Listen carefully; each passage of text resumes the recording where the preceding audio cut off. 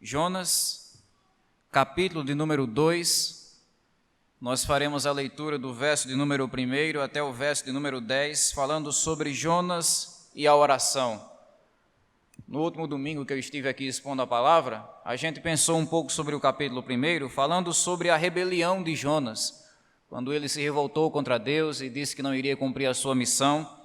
E hoje nós vamos meditar sobre esse tema tão importante para a nossa vida, que é a oração, especificamente a oração que Jonas fez depois de ser disciplinado e exortado pelo Senhor. Jonas capítulo 2, faremos a leitura do verso 1 até o verso 10. Diz assim a palavra de Deus.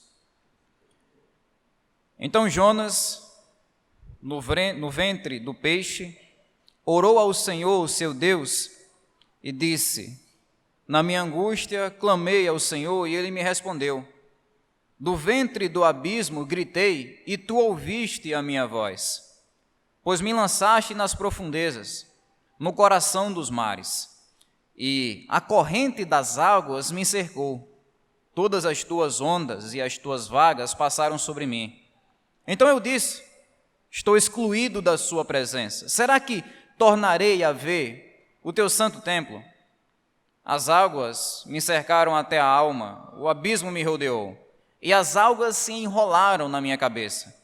Desci até os fundamentos dos montes, desci até a terra, cujos ferrolhos se fecharam atrás de mim para sempre. Tu, porém, fizeste a minha vida subir da sepultura, ó Senhor meu Deus.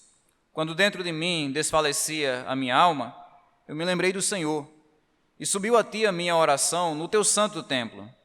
Os que adoram ídolos vãos abandonam aquele que lhes é misericordioso. Com a voz do agradecimento eu te oferecerei sacrifício, o que prometi cumprirei. Ao Senhor pertence a salvação. E o Senhor falou ao peixe, e este vomitou Jonas na terra. Que Deus aplique no nosso coração a palavra dele. Relembrando vocês do contexto dessa passagem, quando nós lemos o capítulo 1 do livro de Jonas, nós vemos que Jonas, depois de ser comissionado pelo próprio Deus, ele tentou fazer a maior loucura que um ser humano pode fazer na vida, que é tentar fugir de um Deus onipresente. Jonas tentou dar as costas a um Deus que se encontra em todos os lugares. Ele tentou fugir da presença do Senhor. Deus havia, como vocês podem ver no capítulo 1, ele havia comissionado Jonas para ir até uma cidade muito violenta, cruel daquela época, chamada Nínive, e lá, naquela cidade, Jonas ele iria pregar a palavra, não trazendo uma palavra de mil maravilhas, mas uma palavra dura, uma palavra de advertência, dizendo: olha, a maldade de vocês subiu até Deus, de modo que logo, logo, Deus ele vai derramar o seu castigo sobre essa cidade.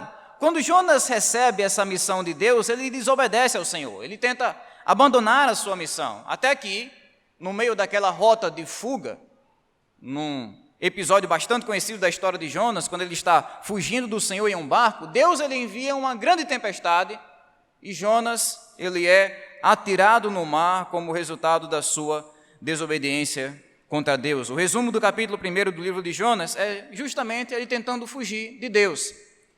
Mas acontece uma reviravolta no capítulo 2. No capítulo 2, nós vemos que, depois que Jonas foi atirado no mar, depois que ele foi preservado milagrosamente pela mão de Deus no ventre daquele grande peixe, agora, Jonas, naquela situação crítica, ele começa a desejar a presença de Deus. Olha só a mudança. Capítulo 1, Jonas quer dar no pé, fugir de Deus, como está no verso 3 do capítulo 1, e agora que Jonas está debaixo do peso da mão de Deus, Jonas começa a desejar a presença de Deus, e nós vemos isso justamente através dessa bela oração que a gente leu aqui no capítulo 2. Vocês sabem que uma das maneiras mais sinceras que a gente tem de mostrar o desejo do nosso coração por Deus é através da oração, e foi isso que Jonas fez naquele momento. Ele clamou ao Senhor, ele orou, e é sobre esse tema que nós iremos meditar no capítulo 2 do livro de Jonas, a oração. Vocês sabem, irmãos, que o tema da oração é um tema extremamente importante para a nossa caminhada cristã, para a nossa vida espiritual. Uma das grandes necessidades que nós temos como igreja, como povo de Deus, é orar ao Senhor. É ter uma vida de oração constante. Eu não sei exatamente como é que está a sua vida de oração, qual foi a última vez que os seus joelhos tocaram o chão, com quanta constância você ora, clama, apresenta o seu dia ao Senhor. Mas eu posso dizer que uma das nossas maiores necessidades é a oração. Isso porque boa parte do fracasso e da frieza espiritual que atinge e até mesmo derruba muitos crentes na fé é resultado justamente de uma vida de oração desleixada. Se nós fracassamos em nossa vida de oração, nós fracassamos em nossa comunhão com Deus. Nós fracassamos em nosso andar com o Senhor. O crente que deixa de orar, ele deixa de amar. Ele deixa de amar a Deus, ele deixa de amar o povo de Deus, ele deixa de amar a obra de Deus, ele deixa de priorizar as coisas de Deus. A falta de oração é o grande vilão da nossa comunhão com Deus e, consequentemente, da nossa comunhão com o próximo. Porque se a gente não vai bem com Deus, a gente não vai bem com ninguém. É por isso que o tema da oração é um tema muito pertinente, relevante para a gente estudar nessa noite. No texto que nós acabamos de ler, nós vamos aprender basicamente 3 coisas sobre a oração. Primeiro, o caminho da oração, depois o conteúdo da oração e, por último, o aprendizado da oração. Se você observar o verso 1 e 2, nós vemos o caminho da oração de Jonas. Qual foi o caminho que Deus preparou para conduzir Jonas até a oração? Eu posso introduzir esse primeiro ponto com uma reflexão em forma de pergunta. O que é que acontece quando o crente ele deixa de orar? O que é que acontece quando o servo de Deus começa a negligenciar a oração na sua vida e no seu dia a dia? Esse é o caso de Jonas. Se você ler atentamente o capítulo 1, você vai observar que em nenhum momento da vida dele, naquele episódio de ser chamado por Deus, ele orou. Capítulo 1 não tem uma única palavra registrando a oração de Jonas. Ele não ora. Quando ele recebe o chamado de Deus, ele não ora, dizendo que vai cumprir. Quando ele planeja no seu coração fugir da presença de Deus, ele não ora. Quando ele está no meio daquela grande tempestade, como castigo de Deus, ele não ora. Quando ele é exortado por um filisteu ímpio, por um marinheiro pecador, dizendo: Jonas, nós estamos no meio de uma tempestade, acorde, invoque o seu Deus. Quando ele é exortado a orar, ele novamente fica de boca fechada. Ele não ora, ele não clama ao Senhor. O único momento em que Jonas ele vai clamar ao Senhor é quando ele já chegou no fundo do poço. Quando ele é atirado naquele mar violento e está no meio daquela tempestade, aí sim, quando Jonas está descendo no oceano, ele começa a se humilhar, ele começa a orar, ele começa a clamar ao Senhor, como diz o verso 1 e 2. Então Jonas, do ventre do peixe, orou ao Senhor seu Deus e disse: na minha angústia clamei ao Senhor, e ele me respondeu, do ventre do abismo eu gritei, e tu ouviste a minha voz. Aqui é basicamente um paralelismo poético que a gente encontra muito comumente na Bíblia, onde o autor bíblico ele diz uma mesma verdade através de 2 frases que são ligeiramente diferentes. Ele está dizendo a mesma coisa que no versículo 2, só que de formas diferentes, de perspectivas diferentes. Primeiro ele diz que ele estava em um momento de angústia, a minha alma estava angustiada, eu clamei ao Senhor quando eu estava angustiado no meu coração. Então a gente vê que aquela tranquilidade que Jonas tinha lá no porão do navio, lembram? Quando ele estava no meio da tempestade, e estava tranquilo lá dormindo. Pois bem, depois que ele perde o chão dos seus pés, ele não fica mais tranquilo, ele fica angustiado no seu coração. E no meio dessa angústia, Jonas ele começa a clamar ao Senhor. Depois, ainda no versículo 2, ele diz que ele desceu até o ventre do abismo, ele desceu até o ventre da morte. E essa é uma linguagem que ele usa para descrever o desespero que havia no seu coração. A gente pode dizer aqui, irmãos, que a dificuldade que Jonas estava enfrentando era sem igual. Dificilmente a gente vai conhecer alguém que teve essa experiência de ser lançado no fundo do oceano e voltar para contar a história, de ser desamparado no meio de um oceano e voltar para contar o que foi que aconteceu. Esse era o desespero, essa era a dificuldade que Jonas estava enfrentando naquele momento. E foi essa dificuldade que Deus usou para quebrantar o coração de Jonas. Foi essa dificuldade que Deus usou para dobrar os joelhos de Jonas. Nós aprendemos aqui, irmãos, para a minha vida e para a sua vida, que o caminho da oração, muitas vezes, ele tem de ser pavimentado pelo sofrimento. Novamente, o caminho da oração, muitas vezes, ele tem de ser pavimentado pelo sofrimento. Bom seria ideal, maravilhoso, que todos nós fôssemos constantes em nossa vida de oração. Seria bom que a gente tivesse constância de colocar o nosso dia diante do Senhor, de acordar, almoçar e dormir com a oração, acompanhado pela presença de Deus. Seria bom. Mas, infelizmente, nós sabemos que, às vezes, por causa da arrogância do nosso coração, a oração não é uma coisa tão comum em nossa vida, tão natural, tão fácil, tão constante. Nós sabemos que, por causa da arrogância do nosso coração, quando as coisas começam a dar certo, a gente vai deixando a oração para lá, a gente coloca em segundo lugar, depois em terceiro, depois em quarto, e de repente a gente nem sequer consegue lembrar da última vez que nós oramos. Infelizmente, por causa do pecado, a oração se tornou uma dificuldade em nossas vidas, porque a gente deixa de se reunir a sós com Deus, a gente deixa de reunir a família para orar, a gente deixa de perceber a importância da oração, e é por isso que nós vamos definhando nessa área espiritual da nossa vida, assim como Jonas deixou de orar quando recebeu o seu chamado de Deus. Pois bem, já que a gente tem tanta facilidade para deixar de orar, o que é que Deus faz para puxar o cabresto? O que é que Deus faz para nos colocar na linha? O que é que Deus faz para nos despertar desse sono espiritual? Deus, ele começa a quebrar o nosso orgulho através das crises da vida.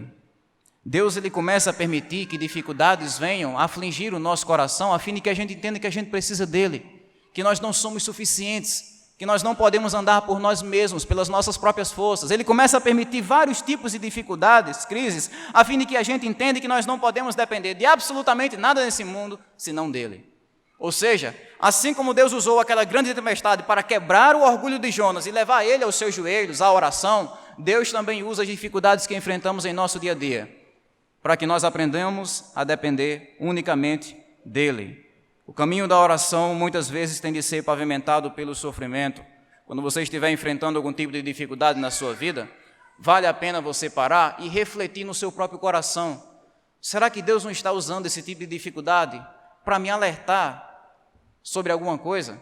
Será que Deus não está usando essa crise grossa, densa que eu estou enfrentando para me levar aos meus joelhos? Esse é o tipo de reflexão que devemos fazer, porque foi isso que aconteceu com Jonas e isso também acontece com a gente. Prosseguindo no texto, nós descobrimos algo sobre o conteúdo da oração de Jonas. Que tipo de oração Jonas fez, estando numa situação tão difícil? Lembrem comigo que Jonas não está aqui na beira da praia, tomando um suquinho de laranja e pegando um bronze. Não, Jonas está no ventre de um grande peixe. Que tipo de oração, então, Jonas fez naquela situação tão extrema? Algumas pessoas, trazendo uma curiosidade para vocês, lendo o capítulo 2 de Jonas, elas ficam tão escandalizadas com a beleza desse capítulo, a estrutura desse capítulo, que elas dizem que, na verdade, essa oração aqui é uma fantasia. Eles olham para cá e dizem, olha, esse capítulo 2 aqui é fantasia. Não tem como uma pessoa, no ventre de um grande peixe, orar de uma maneira tão linda, orar com palavras tão precisas. Eles dizem que essa oração ela é ajeitadinha demais. Como é que uma pessoa consegue orar palavras tão bonitas, estando no ventre de um grande peixe, um lugar quente, um lugar escuro, um lugar terrível? Como é que ele consegue orar com essa poesia tão bonita? Os que levantam esse tipo de questionamento se esquecem que para o judeu daquela época era natural que ele orasse a Deus, falasse com Deus, conversasse com Deus em forma de poesia. Os judeus, desde criancinha, o judeu ele estava aprendendo os salmos que ele iria usar na sua conversa com Deus. E é isso que acontece com Jonas aqui. Como um bom judeu, Jonas tinha muitos salmos decorados no seu coração e nesse momento, no ventre do peixe, quando ele vai conversar com Deus, ele usa esses salmos. Ele começa a se comunicar com Deus de uma maneira poética, como um bom judeu, como um bom profeta de Deus. E aqui, analisando o conteúdo dessa oração, eu posso destacar basicamente 3 fundamentos da oração de Jonas. Primeiro, uma oração fundamentada na soberania de Deus, como vemos aí no verso 3. Pois me lançaste nas profundezas, no coração dos mares, e a corrente das águas me cercou, todas as tuas ondas e as tuas vagas passaram sobre mim. Percebam comigo que Jonas, ele reconheceu a mão de Deus naquilo tudo. Ele olhou para toda aquela situação crítica e quem foi que ele viu por trás daquilo tudo? Ele viu Deus. Ele viu que Deus estava controlando rigorosamente, detalhadamente, minuciosamente cada detalhe daquele acontecimento. Era o controle de Deus que estava ocasionando aquilo tudo. Primeiro ele diz que quem lançou ele no mar foi Deus, não foram os marinheiros. Ele diz, pois tu me lançaste nas profundezas. Mas como assim, Jonas? Não foram os marinheiros que tiraram sortes, que pegaram você e colocaram você lá dentro do mar? Não, Jonas diz, foi Deus. Tu me lançaste nas profundezas. Jonas entende que por trás de toda aquela situação existe a soberania de Deus, o controle de Deus. É Deus que está ocasionando aquilo tudo. Depois ele diz que as ondas que estavam passando por cima dele eram ondas sopradas por Deus, como ele diz aqui. Todas as tuas ondas e as tuas vagas, que é a mesma coisa de onda, passaram sobre mim. Tente usar a imaginação que Deus lhe deu para entender o que está acontecendo aqui. Jonas está afundando no oceano. Ele olha para o alto, à medida em que ele se afasta cada vez mais da superfície, talvez vendo a sombra do navio se afastando no horizonte, ele olha para o alto e ele vê as ondas passando por cima dele. As tuas ondas passaram sobre mim. Não sei se você já viu alguma vez no YouTube aquelas filmagens que eles fazem debaixo d'água, a câmera apontando para a superfície, e você vê aquela cena linda daquela onda cortando a luz do sol, cortando a superfície da água. É uma coisa linda de se ver, mas no YouTube. Aqui não é bonito, não. Aqui Jonas está desesperado. Ele olha para o alto e ele vê aquelas ondas cortando a superfície do oceano, a superfície do mar, mas ele diz, são as tuas ondas, as tuas vagas. Essas ondas que estão passando sobre mim, Jonas diz, são sopradas, controladas, direcionadas pelo sopro de Deus, pela mão de Deus. Ele consegue enxergar a mão de Deus que estava pesando sobre ele naquele momento. Mesmo enfrentando a crise por causa dos seus próprios pecados, Jonas entendia que Deus é soberano. E ele orou com esse entendimento de que Deus é soberano. Meus irmãos e amigos, esse não é apenas o fundamento da oração de Jonas, mas deve ser o fundamento da minha e da sua oração. Nós precisamos orar, falar com Deus, conversar com Deus, tendo consciência de que Ele não é um Deus fraco, Ele não é um Deus limitado, Ele é um Deus soberano. Ele é um Deus glorioso, Ele é um Deus infinito em poder. Vocês lembram de quando o Senhor Jesus Cristo esteve ensinando a oração do Pai Nosso? Ensinando para a gente como é que ora de verdade? O que foi que Ele disse? Quando vocês forem conversar com Deus, digam assim, Pai Nosso que está no céu.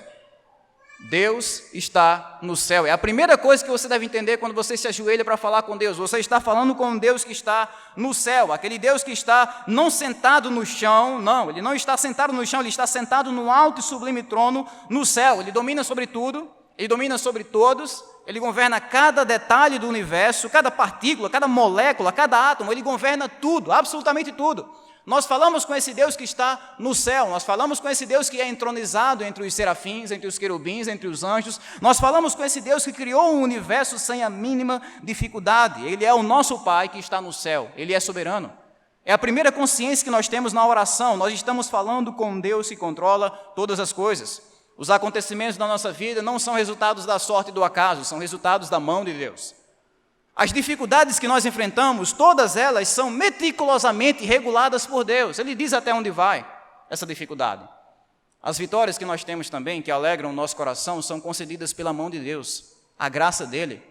Nós conversamos na oração com um Deus que é soberano. Jonas entendeu isso, mesmo no meio daquela crise. Foi o Senhor que me lançou na água, foi o Senhor que soprou aquelas ondas. Ele entendeu a soberania de Deus na oração. E nós faremos bem em imitar o profeta nisso. Segundo, no verso 4, nós vemos que a oração de Jonas era fundamentada no desejo por Deus. Então eu disse, estou excluído da sua presença. Será que tornarei a ver o teu santo templo? Percebam comigo que a sede que Jonas tem nesse momento é a sede pela presença de Deus. Novamente, essa é a grande diferença do capítulo 1 para o capítulo 2. Capítulo 1, ele quer fugir da presença de Deus. Ele faz de tudo para não ter Deus. Capítulo 2, no fundo do oceano, ele quer Deus. Ele quer a presença de Deus. Essa é a sede que começa a dominar o seu coração. Quando Jonas está morrendo afogado, quando ele está cara a cara com a morte, a grande preocupação que começa a afligir o seu coração é porque ele não vai mais poder cultuar a Deus no templo. Ele não vai mais poder encontrar o povo de Deus, cultuar o Senhor, cantar, ouvir a palavra de Deus. Essa era a grande preocupação que ele tinha na beira da morte. Ele não dizia agora, eu vou morrer, o que é que vai ser do meu dinheiro, para quem é que vai ficar?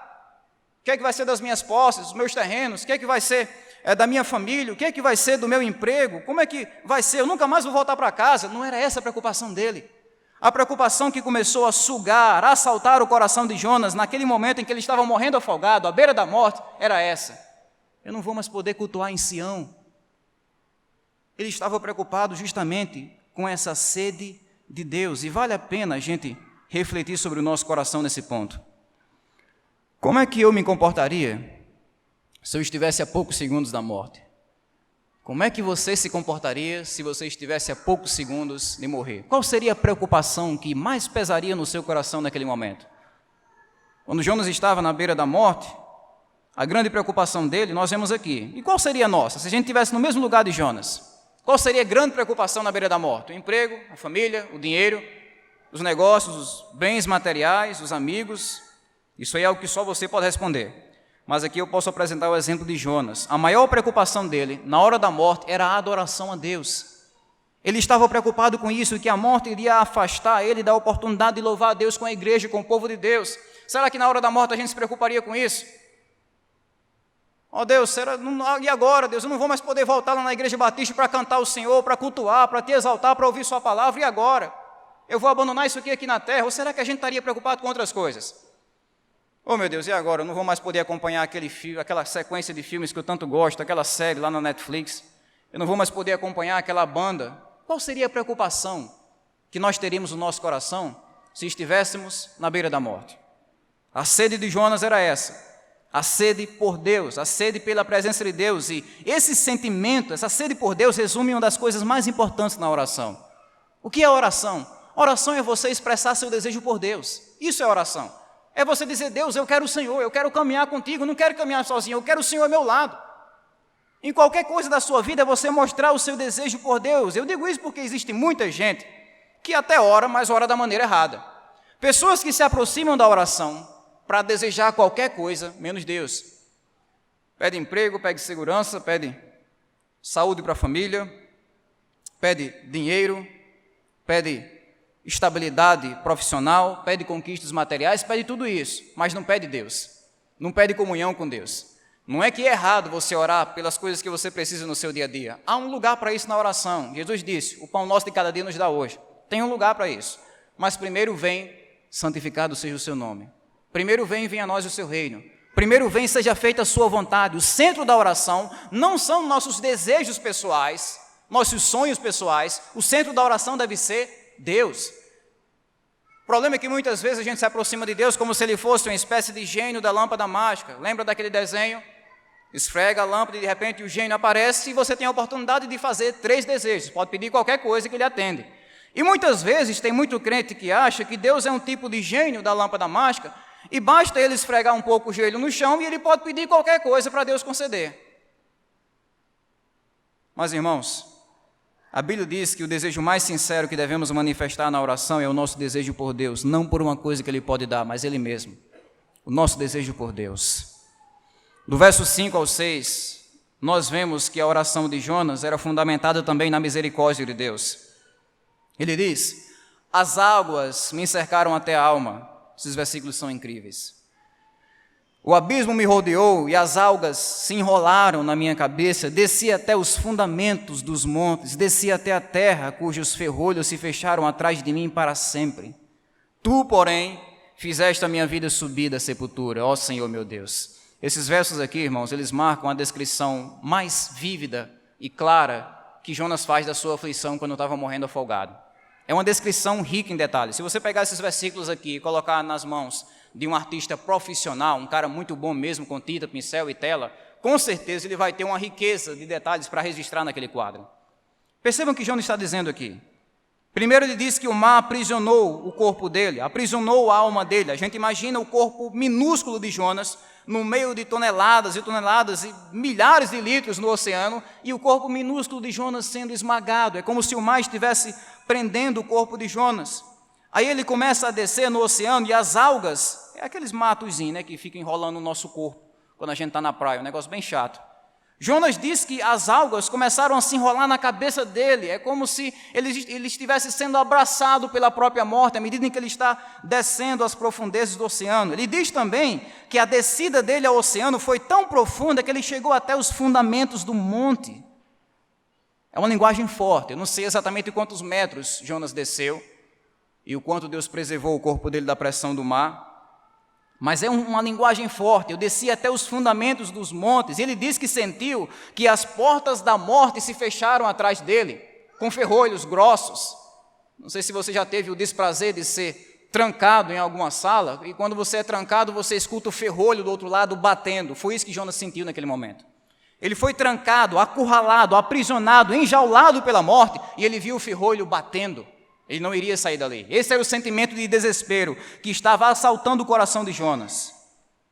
Na nossa linguagem, ele estava chegando ao fundo do poço. Desde o início da história de Jonas, a gente vê que por causa da sua rebeldia, ele está sempre descendo. Ele estava em Jope, daí ele desceu para o navio, no navio ele desceu para o porão, do porão ele desceu para o mar, do mar ele desceu para o ventre do peixe, do grande peixe. E foi exatamente nesse momento, quando ele já estava lá no fundo, desesperado, trancafiado pela morte, que Deus alcançou Jonas com a sua misericórdia. O verso diz: tu, porém, fizeste a minha vida subir da sepultura. Aqui Jonas mostra que Deus interrompeu aquela descida, resgatou ele lá do abismo com a sua misericórdia. Apesar de que Jonas estava lá por causa dos seus erros, das suas rebeldias, ele pôde contar com a graça de Deus. Ele pôde contar com a misericórdia de Deus. Deus olhou para Jonas com graça e foi por isso que Jonas orou, confiando na misericórdia de Deus. Irmãos, nós aprendemos aqui, especialmente olhando para o versículo 7, que enquanto houver vida, nunca é tarde demais para orar. Olha o que diz o verso 7. Quando dentro de mim desfalecia a minha alma, eu me lembrei do Senhor e subiu a ti a minha oração no teu santo templo. Pensem comigo que Jonas, ele tinha todos os motivos do mundo para não orar. O peso da culpa, a vergonha de ter se rebelado contra Deus como profeta. Ele não estava sentindo apenas o peso do oceano, não, era o peso da culpa, a vergonha. Ele estava lá porque ele se meteu naquela encrenca. Ele tinha tudo para pensar assim: eu não vou orar para Deus não, porque não vai adiantar. Ele não vai me ouvir, ele não vai me responder. Ele já desistiu de mim porque eu pequei feio, eu errei muito feio. Mas aí Jonas começa a se lembrar da misericórdia de Deus, e quando ele estava perecendo, ele orou. Deixa eu ter uma conversa bem sincera com vocês. Às vezes a gente erra, às vezes a gente pisa na bola. Para o cristão o pecado não é mais uma regra, mas ainda é presente. Nós erramos, nós falhamos, e nesses momentos em que nós pecamos contra Deus, o sentimento que vem é aquele sentimento de vergonha, né? A gente fica sem cara, sem rosto, sem coragem para conversar com Deus, sem jeito. A gente não quer orar, a gente quer enfiar a cabeça num buraco. O sentimento de vergonha, de tristeza, o peso no nosso coração. Mas é nesses momentos que a gente deve lembrar da misericórdia de Deus, porque a graça de Deus é maior do que a nossa rebeldia. É por isso que nós podemos orar. Jonas, ele falhou, ele errou. Deus disse: vá para lá, e ele foi para cá. Mesmo assim, quando ele estava perecendo, por causa dos seus próprios pecados, ele orou. Eu não sei quantos pecados você tem na sua conta, o quanto a vergonha está afastando o seu coração de Deus, o quanto a culpa está tornando você sujo diante de Deus, mas eu posso dizer que se você confiar na misericórdia de Deus, você pode orar. Davi adulterou com Betseba, errou feio, mas ele orou pela misericórdia de Deus. Pedro negou o Senhor Jesus Cristo, mas agarrou a misericórdia de Deus. Quando o filho pródigo percebeu que estava no fundo do poço, ele correu para a misericórdia do Pai. Quando o apóstolo Paulo, em toda a ignorância espiritual que ele tinha, finalmente entendeu o Evangelho, Deus disse a Ananias: Ananias, vá lá encontrar Paulo, porque ele está orando. E ele diz mais tarde: eu fui salvo pela misericórdia de Deus. Irmãos, o que nós aprendemos é que enquanto houver vida, nunca é tarde demais para orar. Porque nós temos um Deus de misericórdia, nós temos um Deus de graça. Prosseguindo no texto, em último lugar, do verso 8 ao 10, nós vemos que Jonas ele tirou lições importantes desse episódio, que deseja compartilhar com o nosso coração. Qual foi o aprendizado de Jonas naquilo tudo? Primeiro, Jonas aprendeu que orar para os ídolos é loucura total. Verso 8, os que adoram ídolos vão, abandonam aquele que lhes é misericordioso. Ou seja, as pessoas que colocam a sua esperança, a sua oração em falsos deuses, elas serão certamente decepcionadas. É isso que Jonas está dizendo que ele aprendeu. Talvez ele estivesse lembrando aqui da experiência dos marinheiros no meio daquela tempestade. Eles estavam lá enfrentando aquela aflição enorme, não conseguiam salvar a embarcação, jogavam as bagagens no mar, mas não conseguiam salvar. E aí, a Bíblia diz que cada um começou a clamar ao seu Deus. Cada um pegou o seu ídolo e começou a levantar um clamor. Um ídolo que não fala, que não vê, que não escuta, que não se comunica. Um ídolo que não pode fazer absolutamente nada. E Jonas, lembrando desse tipo de situação, provavelmente, ele começa a dizer: olha, aqueles que procuram ídolos serão certamente decepcionados. Isso quer dizer que não basta a gente orar. Nós precisamos orar para um Deus que é verdadeiro. Nós precisamos orar para um Deus que é vivo. Vocês sabem que nesse exato momento existem milhões de seres humanos por aí fora que estão sim orando, clamando fervorosamente. Mas há ídolos, clamando para deuses que não existem, clamando para um pedaço de gesso, ou um pedaço de madeira, um pedaço de pedra, ou a um sol, ou uma lua, ou uma estrela, ou qualquer outra coisa. Deuses que na verdade não existem, mas o Filho de Deus ele entende que a oração ela é dirigida a um Deus que é vivo, um Deus que escuta, um Deus que é pessoal, que se relaciona, um Deus que vê, um Deus que age. É esse Deus que nós oramos, um Deus que é vivo e que opera maravilhas. É o maior encorajamento que a gente tem para orar. É apresentar a nossa vida não para o vento, mas para um Deus vivo. Sendo bem sincero com vocês, nosso maior problema é que apesar da gente saber que Deus está vivo, a gente se comporta como se Ele estivesse morto. É uma linguagem forte, mas todas as vezes que nós deixamos a oração de lado, nós estamos se comportando desse jeito, como se Deus estivesse morto, como se Ele não pudesse fazer nada por nós, como se Ele não fizesse nenhuma diferença em nossa vida. E infelizmente é assim que nós deixamos de desfrutar da misericórdia de Deus e começamos a colocar a nossa confiança em ídolos, no dinheiro, no sucesso, na estabilidade profissional, nas influências na sociedade. Nós começamos a deixar a nossa confiança em Deus para colocar a nossa confiança nos ídolos. Meus irmãos, Deus espera algo melhor da gente. Deus espera que a nossa confiança seja dirigida não aos ídolos desse mundo, mas a um Deus que é vivo e poderoso. No verso 9, nós vemos que Jonas aprendeu também que orar é sinal de gratidão e compromisso com Deus. Mas com a voz do agradecimento eu te oferecerei sacrifício, o que prometi cumprirei. Sabe qual é uma das coisas mais intrigantes aqui do capítulo 2, dessa oração de Jonas? Ele não pede absolutamente nada. Você não encontra nenhuma petição nessa oração, nenhuma mesmo. Olhando de cima a baixo você não encontra. Aqui nós temos uma oração que é pura gratidão, é puro agradecimento a Deus. Mesmo estando lá, no ventre daquela baleia, o que é que Jonas faz? Ele agradece. Do verso 1 até o verso 10, nós vemos Jonas agradecendo ao Senhor, mesmo na dificuldade. É isso que nós aprendemos. Vale a pena agradecer. Vale a pena confiar no Senhor. Vale a pena agradecer a Ele. O problema é que a gente tem a mania de só agradecer a Deus quando está tudo dando certo, né? Quando a gente julga que a nossa vida está 100%, estabilidade na família, estabilidade profissional, com emprego, dinheiro sobrando, muita saúde, aí a gente começa a agradecer a Deus. Mas e quando a dificuldade bate na nossa porta, o que a gente faz? A gente deve agradecer. Assim como Jonas agradeceu, mesmo estando no ventre daquele grande peixe, nós devemos agradecer nos momentos difíceis da nossa vida, como Jó agradeceu quando perdeu seus filhos, seus bens, sua saúde, ele agradeceu. Como Paulo e Silas, lá em Atos, agradeceram também, depois de serem torturados, envergonhados, humilhados, aprisionados, eles estavam lá na meia-noite cantando ao Senhor, agradecendo. Isso mostra para nós que a oração não é só para os momentos bons, não, é para todos os momentos da vida. Na parte B do verso 9, Jonas aprendeu também que a salvação ela pertence ao Senhor. Ao Senhor pertence a salvação, sem exagero. Se nós tivéssemos de escolher apenas um versículo que resume a mensagem do livro de Jonas, com certeza o versículo seria esse. O que é que Jonas está ensinando aqui, nesse clímax da sua oração? Depois de ser salvo da morte de maneira milagrosa, ele entende, percebe que a salvação é propriedade exclusiva de Deus. Ou seja, Deus salva quem quer, quando quer, como quer, da maneira que quer, quando Ele quiser. A salvação pertence ao Senhor, não a nós. A salvação pertence a Deus. Como a Bíblia diz, ninguém pode segurar a mão de Deus e perguntar para Ele, o que é que o Senhor está fazendo? Ninguém pode fazer isso, porque a salvação pertence ao Senhor. Se Deus quiser salvar os marinheiros filisteus, Ele salva. Se Ele quiser salvar um profeta rebelde que está se afogando no fundo do oceano, sendo abraçado pelas algas, Ele salva. Se Ele quiser salvar uma cidade ímpia e cruel, como a cidade de Nínive, Ele salva. A salvação pertence ao Senhor.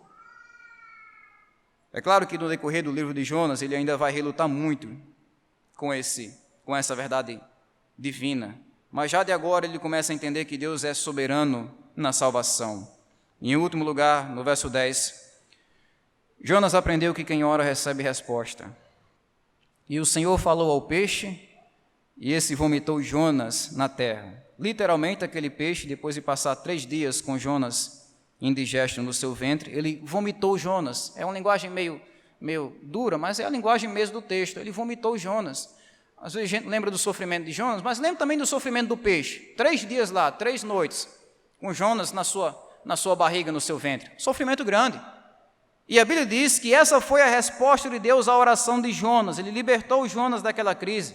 Como eu disse a vocês na mensagem passada, aquele peixe não era um sinal da raiva de Deus, do castigo de Deus, era um sinal do amor, era um sinal da compaixão de Deus. O peixe foi o submarino que Deus usou para preservar a vida de Jonas e foi a resposta à oração do profeta.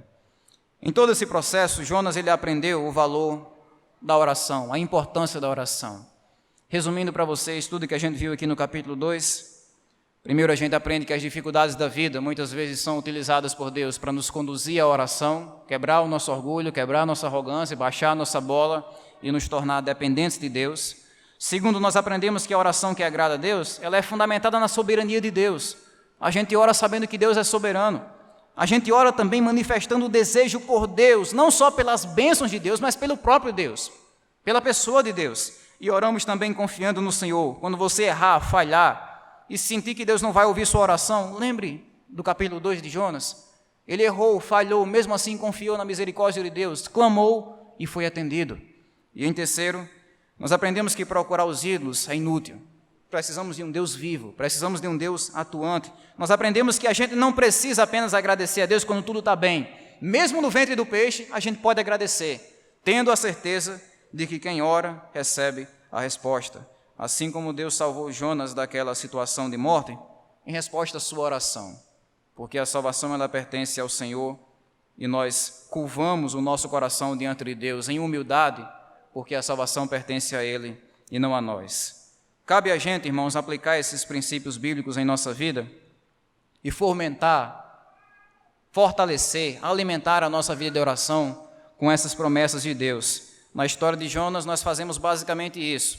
Como qualquer servo de Deus, Jonas tem seus acertos, mas também tem seus erros. Cabe a gente ter a sabedoria de olhar para a vida desse homem de Deus e, primeiro, evitar seus erros. Segundo, imitar os seus acertos. É assim que nós crescemos na graça e no conhecimento do nosso Senhor Jesus Cristo.